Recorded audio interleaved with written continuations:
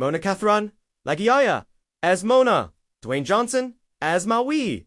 The story begins in ancient Polynesia, on the vibrant island of Moana. The island's people live in harmony with the ocean, but a dark blight begins to spread, killing the plants and causing the fish to disappear. This crisis is a result of a 1,000-year-old curse. The legendary demigod Maui, a charismatic but arrogant shapeshifter, stole the heart of Te Fiti, the goddess of life. In doing so, he unleashed a powerful demon of lava and fire, and lost both Te Fiti's heart and his magical fishhook to the sea. The ocean, a sentient force of nature, chooses Mona, the brave and spirited daughter of the island's chief, to be the one to find Maui and restore the heart of Te Fiti.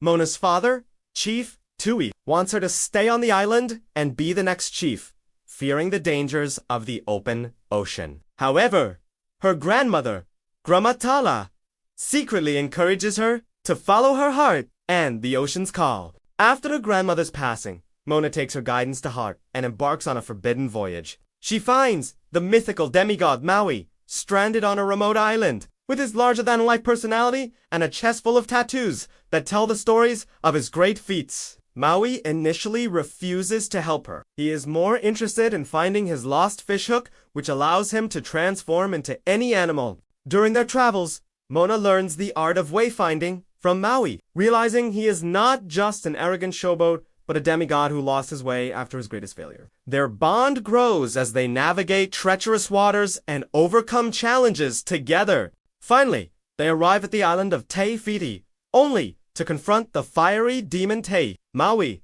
fearing he will lose his fishhook again, hesitates. But Mona's courage inspires him to stand and fight in a dramatic battle.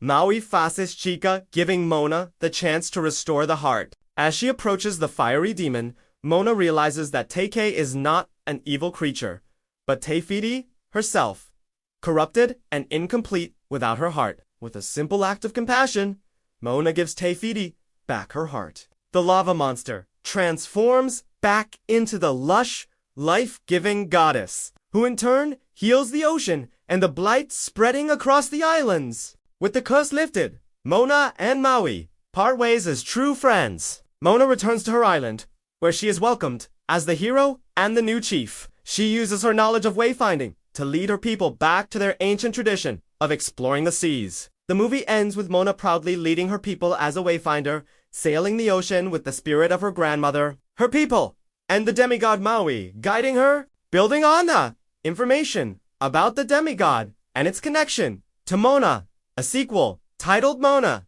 2, has been released. Dwayne Johnson reprises his role as Maui in this film. 3 years after the events of the first film, Moana has fully embraced her role as the chief of Motunui and a master wayfinder, leading her people on new voyages. However, a mysterious call from her ancestors draws her on a new mission. She receives a vision of a long-lost island, Mota Fedu, which was a central hub that connected all the peoples of the ocean. This island has been cursed and sunk by a powerful storm god named Na, who seeks to sever the connection between the various tribes of Oceania. To break the curse, Mona must assemble a crew and sail to Motofadu to find a way to lift the ancient curse and reconnect the ocean's people. She puts together a new crew of unlikely seafarers, including the enthusiastic Maui fan Moni, the quirky and intelligent craftswoman Lodo, and the grumpy but reliable farmer Keel.